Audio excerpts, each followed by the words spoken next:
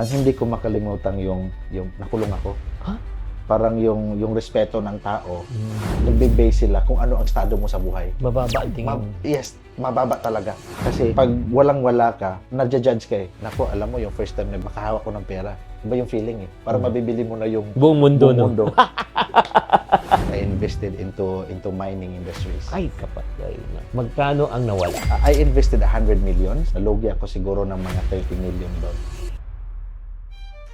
Ano yung biggest mistake na nagawa mo sa business na natutunan mo? Biggest. Yung over-expansion. Ano yung paniniwala na kailangan mong baguhin at i-let go para magkaroon ka ng ganung klaseng yun nga, action? So, kailangan lang i-let go minsan yung mga negative feedback ng mga tao. Bago ang tagumpay, may kwentong di mo alam.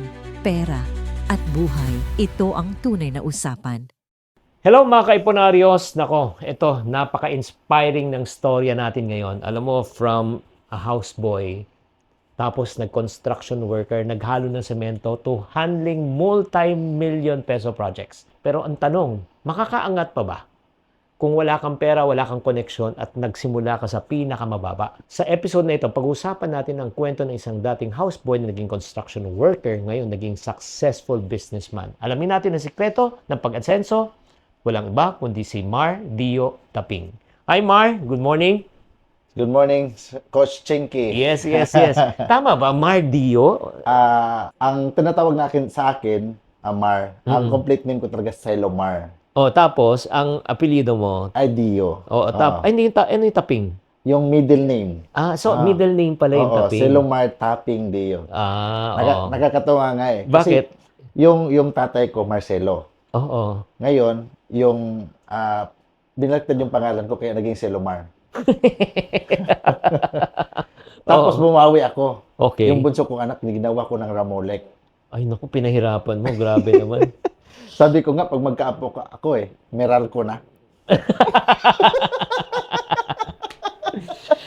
So, sige, balikan natin. Ano yung buhay mo bago ka naging negosyante?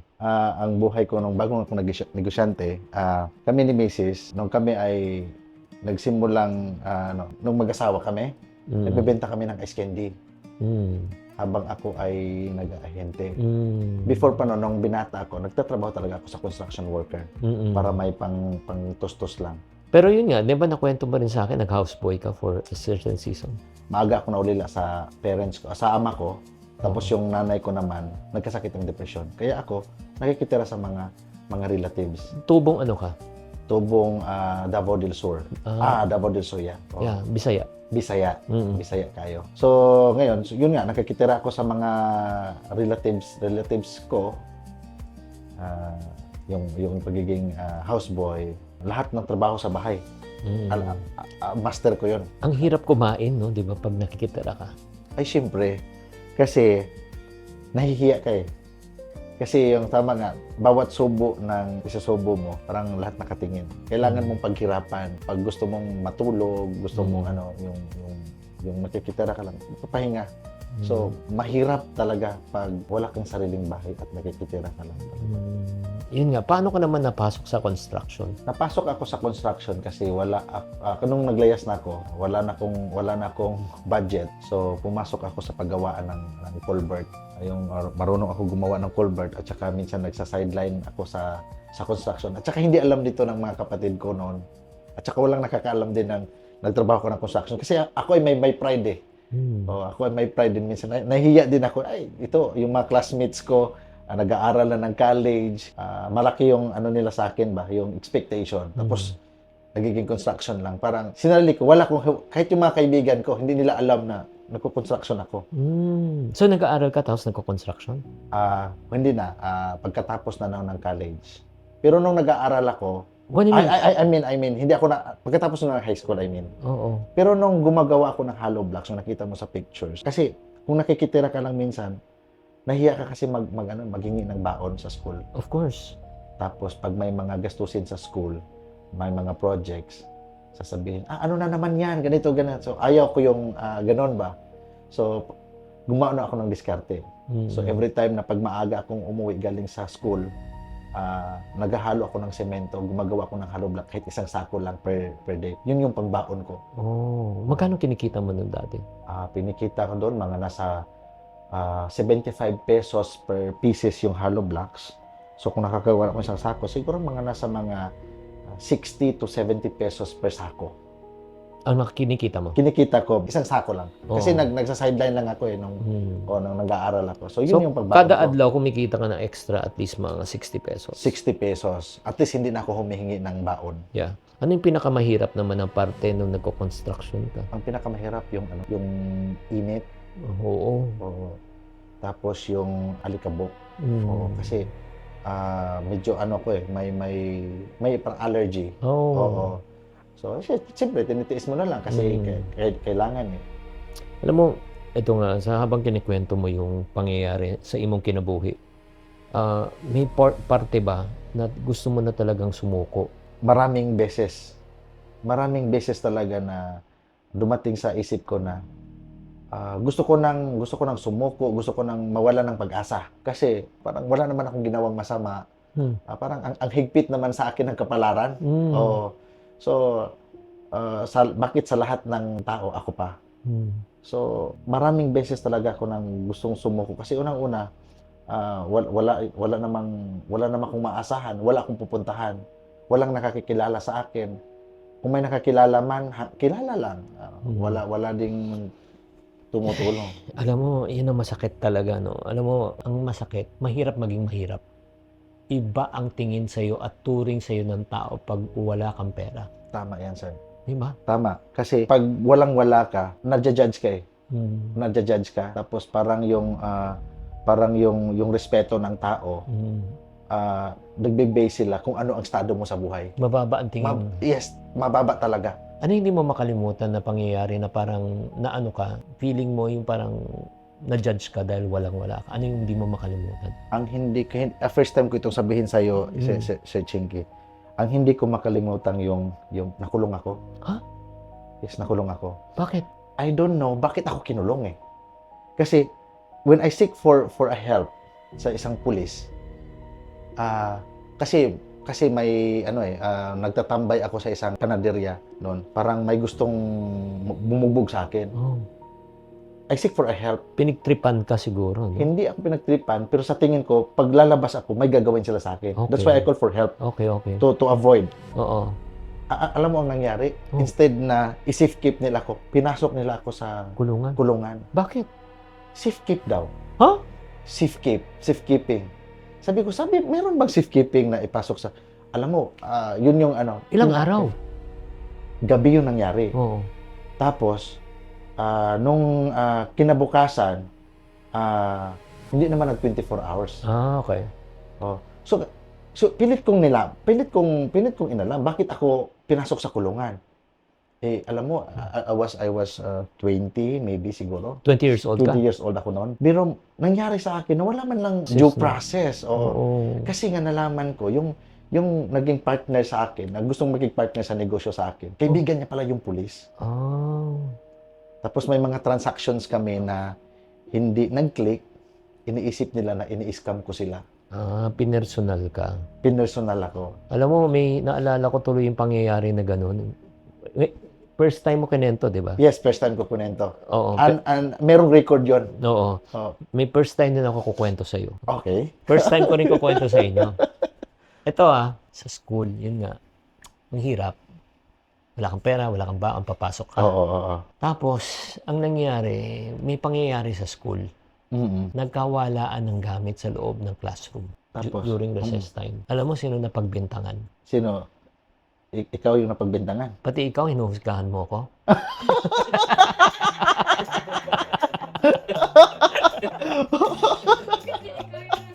Hindi! Ako nasisi. Pero gusto niyo malaman na anong pinakamatindi? Ano? Nung nagkawalaan ng gamit, absent ako nung araw na yun. Ayun, injustice yun. De, joke lang yun. Pero hindi, yun nga. Iba, grabe. Guys, ikaw, na-judge ka na ba dahil walang-wala ka? Hindi ka tinanggap?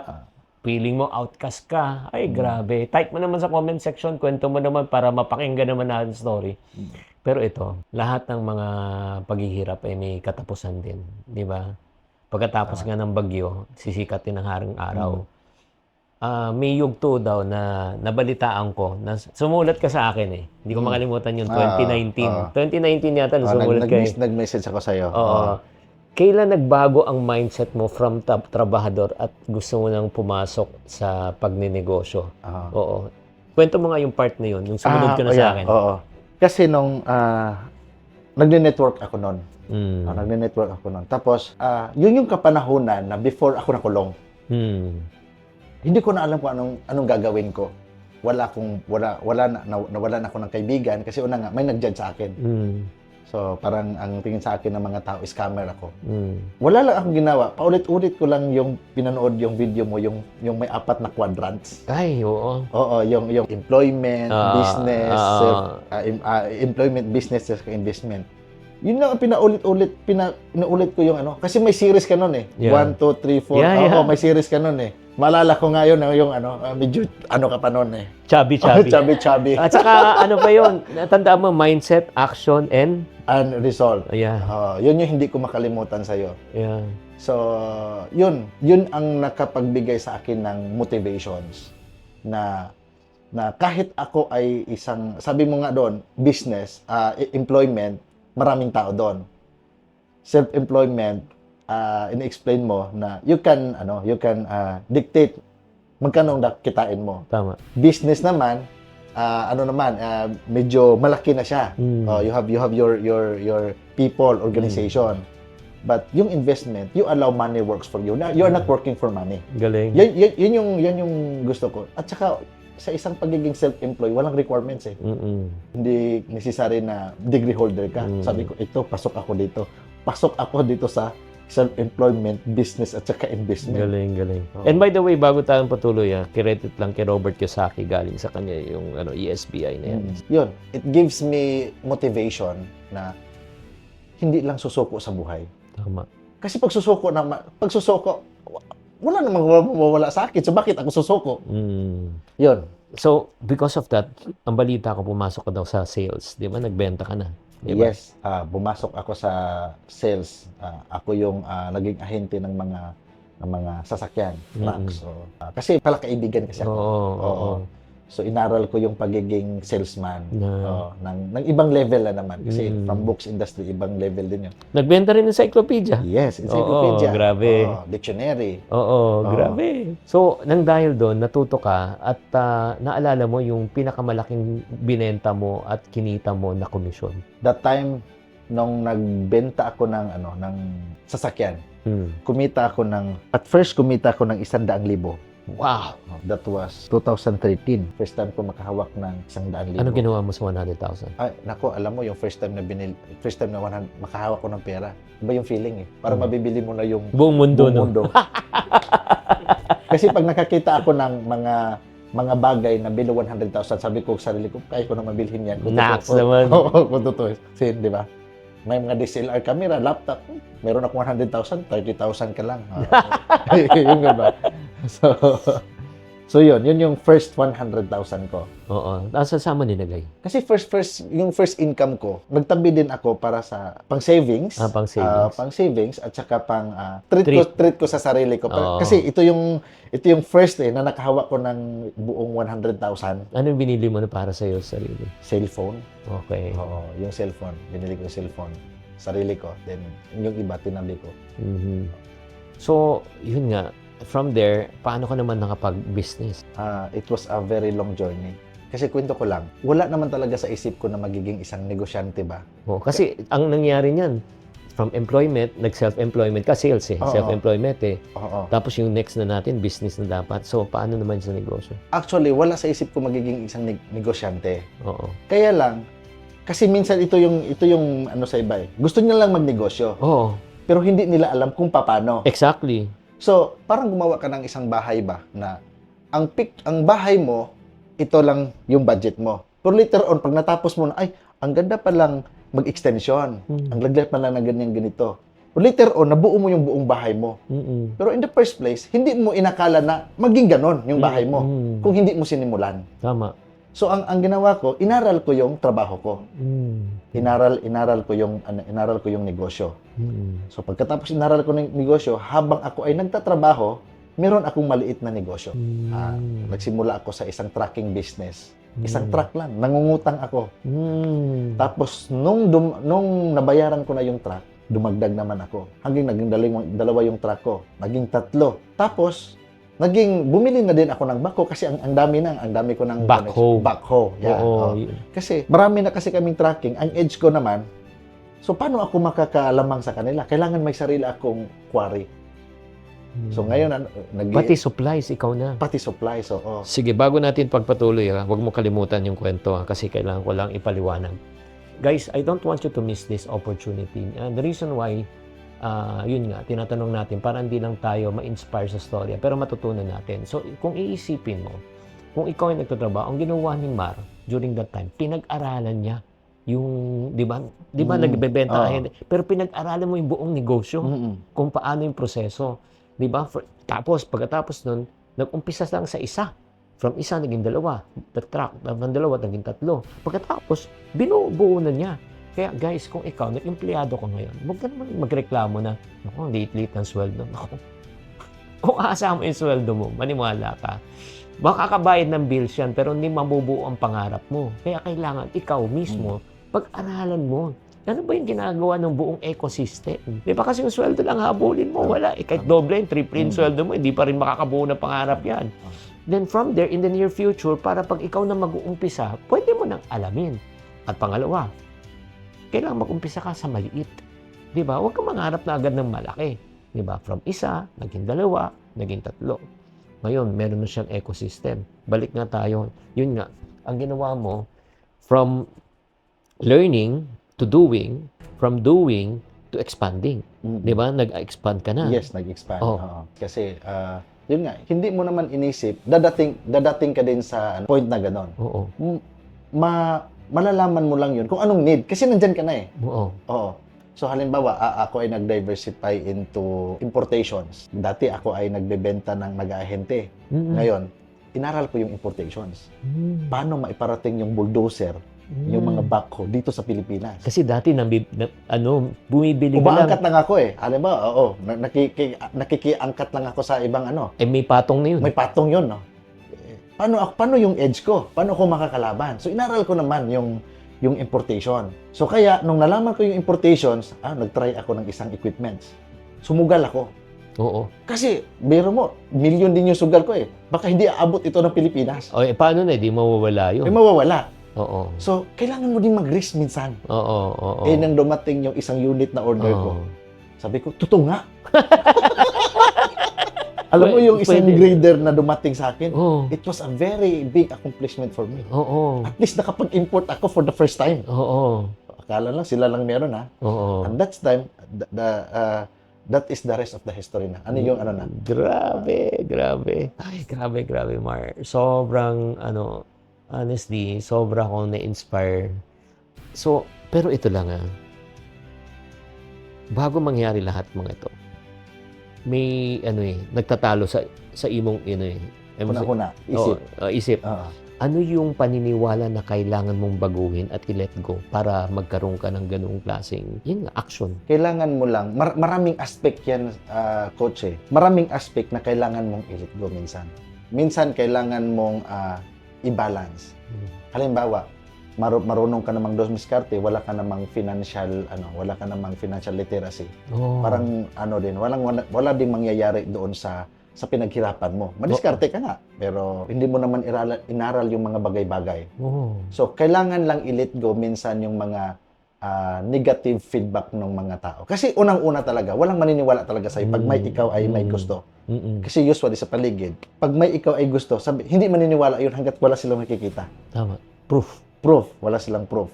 So, yun yung kailangan mong unang-una i-convince yung sarili mo na kaya mo at sa isip mo, nandun ka na. Parang dadalhin mo yung sarili mo sa isang illusion ba? Na after 1 year, 2 years, ito na ako. So, kailangan mo lang maniwala sa sarili mo. Mm. Kasi pag kulang din sa'yo sa tiwala din sa sarili Kumpiyansa, mo, no? kumpiyansa. O yung parang belief in yourself, 'di ba? Maniwala ka na may kakayanan ka talaga. Yes. Oo. Oh. And then siguro, I'm sure, Mar, hindi lang paniniwala, yung tiwala mo rin sa Diyos. Yes. Isa din yan, Coach.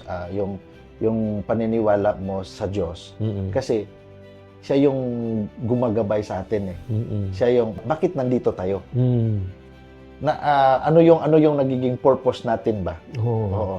So yun yung iniisip, yung makakapagbigay tayo ng yung inspirasyon sa iba. Yung paniniwala sa kanya na kaya naman binigyan niya tayo ng ganitong pag-iisip, binigyan tayo ng ganitong skills. Mm-mm. So dapat naman gamitin din naman natin sa tama din. Yeah.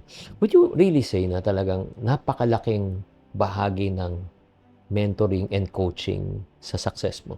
Yes, of course. Kasi unang-una nga you've been a part of my growth. Mm-mm. So siguro hindi naman 100% 'yun, but that would be an eye-opening for me. Of course. Kasi may mga bagay kasi na parang wala na tayong pag-asa. Pero may isang tao na, pwede pala, Mm-mm. kaya pala. Yeah. Oo. Namomotivate ka uli. Grabe. Kaya minsan yung katawan natin, pag tayo ay nagugutom, so nagiging malnourished tayo. Mm. So ibig sabihin, yung katawan natin may pagkain. Mm. Dapat may pagkain din sa utak. Tama. So yun yung dapat i-feed natin yung utak natin, yung mga healthy mga inspirations na mga inspirational na mga na kwento, yung mga advices. Katulad nito. Katulad nito. Yeah. So learn from others. Yeah. Kasi merong long method eh. Hindi naman kailangan mo i-experience para ma-learn ka. Mm. Pwede mo namang i-shortcut yun eh. Mm. Yung experience, yung Nag-iba ka. nagiging bad experience mo, hindi ko na gagawin yun kasi tinuruan mo na ako eh. Alam mo, talagang estudyante ko talaga to. Yan parati ko sinasabi sa mga sa seminar ko. Kahapon lang, nasa Wismid ako sa may Batangas International School. Sinabi ko mga estudyante, I think around 700 students or 400 students yun. Sabi ko, experience is not only the best teacher, but learning from other people's mistakes and experiences is the best teacher. Yes. Bakit mo kailangang pagdaanan na lahat ng pagkakamali para malaman mo ito ay pagkakamali? Magtanong ka na lang sa ibang tao. Exactly. Tama. So, if you are open, again, this is not for everyone. If you are saying na, Chinky, I need you as my coach, as my mentor. Okay? Again, hindi to para sa lahat. If you are interested for me to coach you and guide you, type na lang coach sa comment section. I will send you a form. Meron kang pre-qualify namin kasi hindi ko naman pwede i-coach ng lahat. Diba? Because yung time ko. So, titignan ko kung qualified ka, kung ready ka na. Oo, kasi parang ako, hinahanap ko talaga, honestly, just like you. Yung mga taong fat. Hindi ka fat, hindi ka mataba. Fat in the sense na kailangan focus. Oo. Meron ka pangarap sa buhay. Yun, importante yan eh. Dapat. Ang hirap kasi buhayin ang isang taong na walang pangarap. Tama. Oo. At saka, available. Yung gusto magbigay ng oras, 'di ba? Gusto talagang mag-invest sa sarili, 'di ba? Kasi honestly, pag binigay mo ng libre, yung yung training, baliwala. Tama. Pero pag may investment yung tao, may oras, may resources na in-invest, magbibigay ng importansya. Pero yung kahit na focus ka, kahit na available ka, pero yung letter T ang pinakamahalaga na meron si Mar, teachable. Hindi mapupuno ang baso kung puno na. Tatapon siya. So, kailangan yung parang hanggang ngayon, yung parang kahit na successful ka na, kung di ka teachable, you are not qualified. So, if you are interested, just type coach in the comment section. I'll send you a link to check kung match tayo. Ito naman, syempre, maganda yung journey mo. Syempre, lumaki, di ba? Ngayon, kasi nung 2019, nung nag-message ka sa akin, natatandaan mo pa yung mensahe mo. Ano sinabi mo sa mensahe mo? Sabi ko, I'm very thankful. So, I'm very thankful na naging open ako sa aking pag-iisip dahil sa yung mga videos na... Oo nga, parang napanood mo. Pero may sinulat ka na yung asset mo noong 2019, naalala mo? Asset, yeah. 100 million na nakasulat doon. Yun nga, imagine mo, from 0 to 100 million noong 2019. 2026 na lang.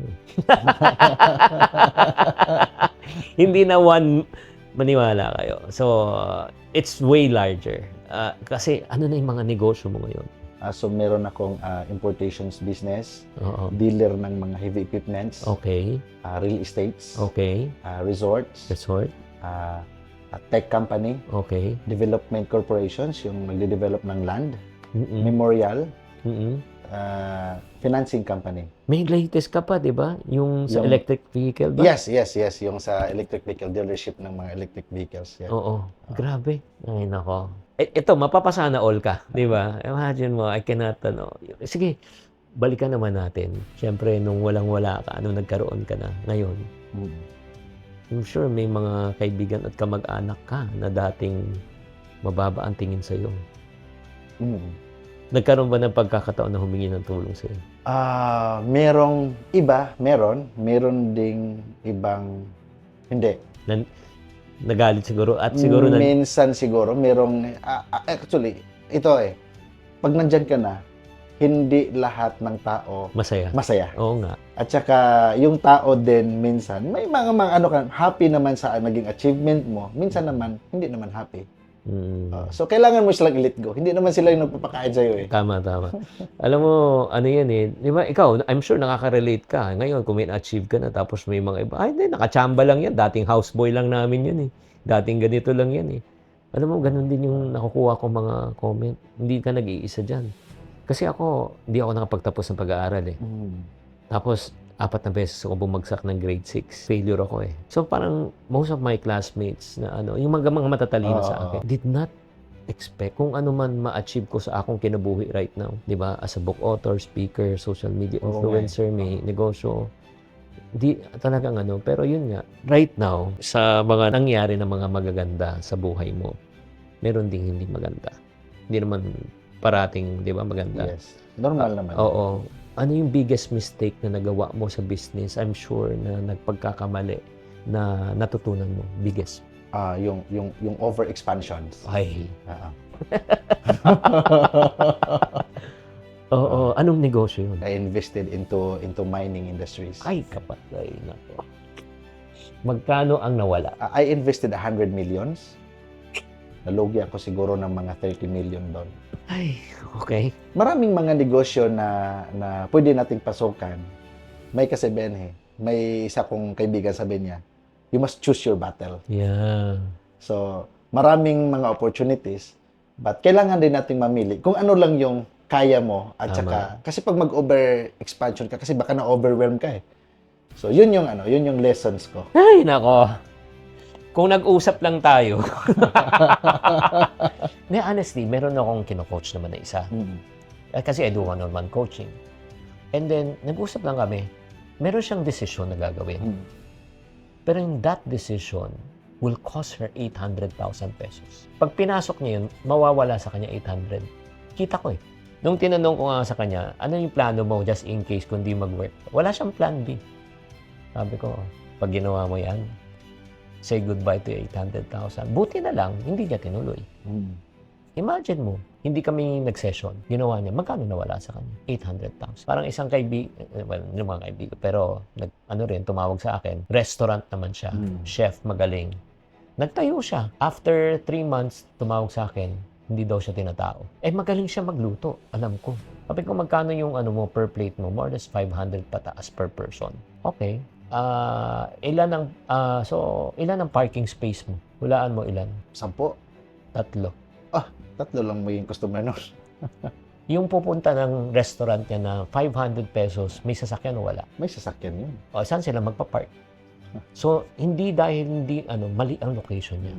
Pero ang problema, nag-invest na siya ng millions. Renovation, lahat. So, ano nangyari? Sarado. Sayang yung investment. That's the point. Ang point lang, kung nag-usap kami prior to that, I would tell him already, immediately, it's a wrong location. Tama. Kaya nga, yun nga ang point yung sinasabi ko sa inyo, guys. Bago ka pa pumasok, maghanap ka talaga ng tao na mapagtanungan ba? Yun kasi nakakalungkot sa mga negosyante. Walang feasibility study. No, hindi walang feasibility. Kahit na may feasibility study, di ba? Ito wag na tayo magbulaan dito. Lahat ng negosyo sa papel maganda. Tama. Pag Agree ako dyan. in-execute mo, nag-iiba. Kaya nga, you should ask an expert and a consultant or na, meron na ang alam, Mm. alam na niya eh. Kaya guys, ito lang sabihin ko sa inyo. Ikaw, nagkamali ka na ba? Gusto mong magkamali muli?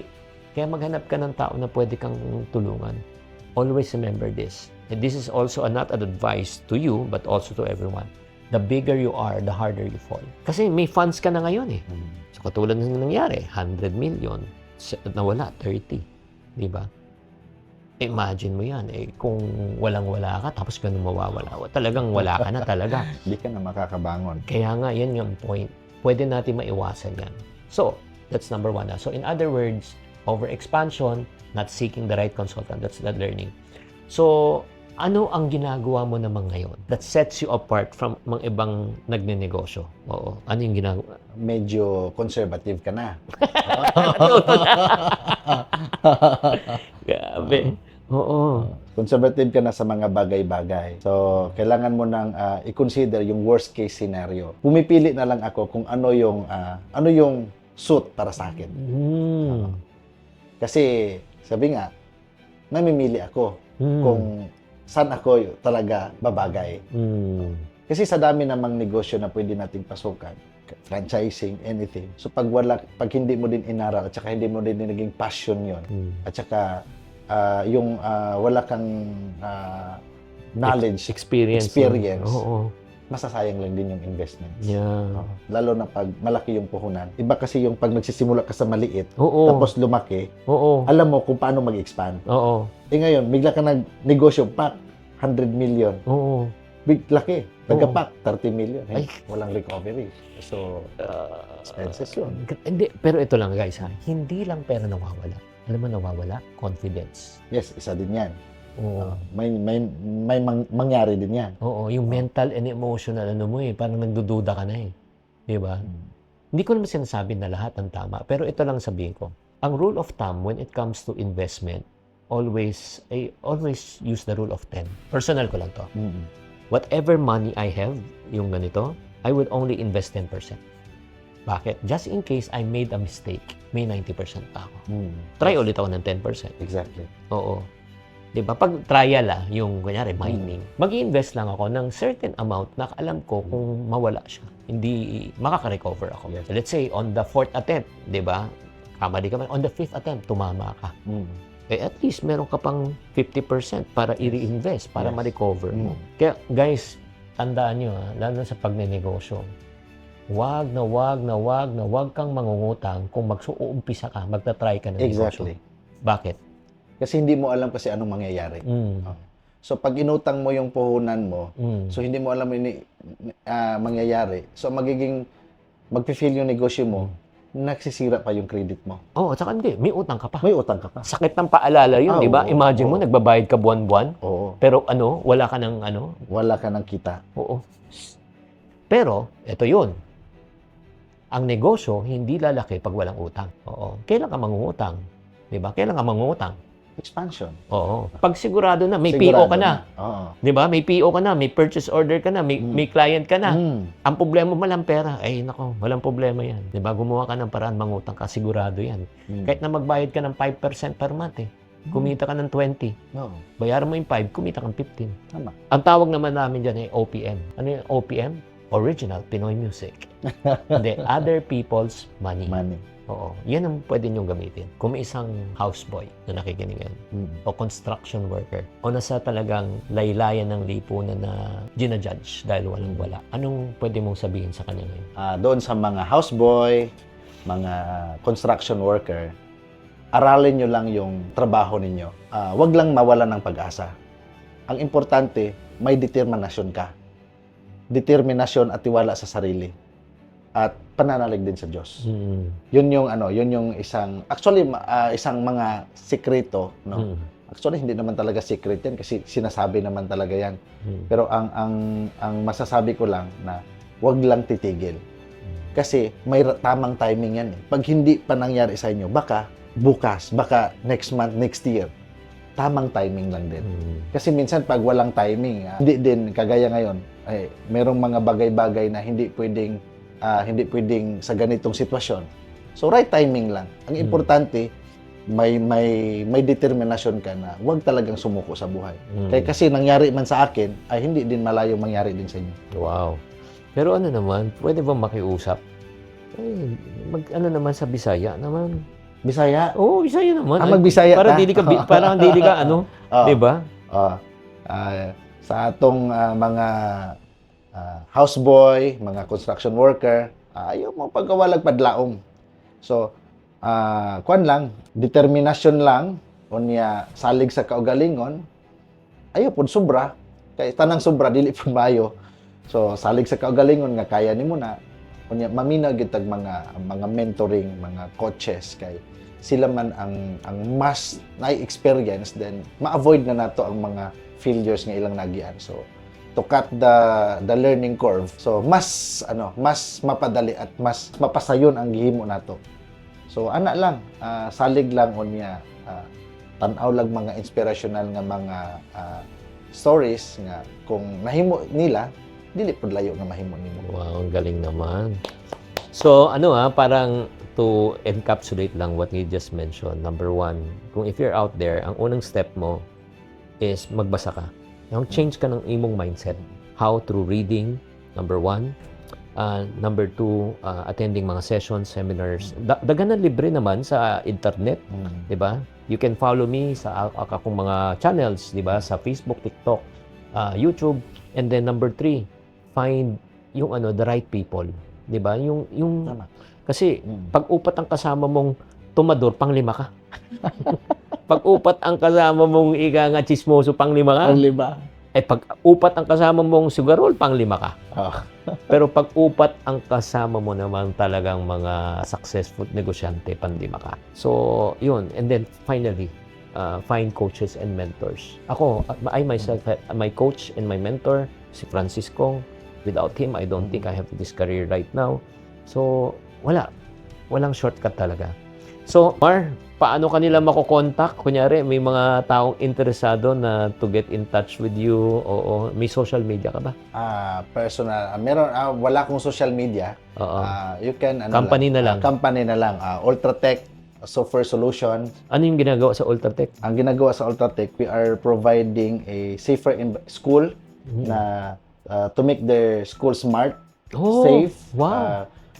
Faster and more connected. Kami ay gumagawa ng isang system na alam mo yung worry ng isang parents. Oo. Kasi ang technology natin ngayon mabilis lang eh. Okay. Tapos me as a parents, gusto kong malaking impact sa akin na malaman ko yung whereabouts ng anak ko. Ito ba'y pumasok or hindi? To our system na RFID card na with our mobile app din, kahit yung parents is nasa abroad man sila, Ma-alert. may notification na pumapasok lang yung anak nila sa school. Mag-download lang sila ng mobile app namin. Okay. Tapos yung card ng estudyante nila, gagamitin nila para makapasok sa school. So every time na mag-enter at saka mag-out sa school yung bata, nano-notify ng parents. May subscription yun. Yes, may subscription. Wow, galing Ang galing talaga. Baka na talaga. So kung paano makokontak, sino yung market mo? School or parents ba? School at saka parents. Oo. So if you're interested with this technology, please go to Ultratech Software Solutions. So ilalagay na lang namin sa description. Maraming salamat. Maraming salamat din, Coach. Yeah, Mark. Again, it's really a pleasure to... It's a really pleasure din to meet you face to face. So guys, if you're encouraged by this episode, please paki-type lang sa comment section ano ang mga natutunan mo. And ang prayer ko talaga sa iyo, guys, kahit anong pinagdadaanan mo sa imong kinabuhi ngayong adlaw na ito, ang pinakamahalaga, huwag kang mawalan ng pag-asa. Yes, alam kong mahirap. Mahirap talaga. Mahirap na maging mahirap. Mahirap ang sitwasyon mo. Pero tatandaan mo, mahirap lang ang sitwasyon mo, pero ang pagkatao mo hindi. Giginhawa ka, magbabago ang buhay mo, aasenso ka, basta maniwala ka sa sarili mo at magtiwala ka sa atong Ginoo. Daghang salamat sa inyong pag-aabot sa adlaw na ito. Thank you kaayo.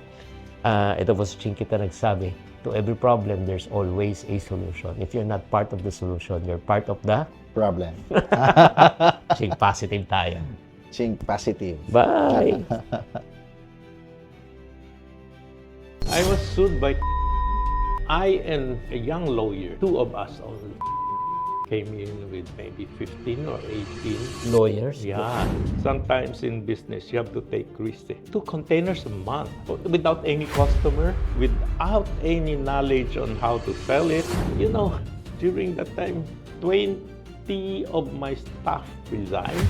So, talagang every day you receive resignation. And during that time, from a sales of 80 million per month, it's down to 10, 15.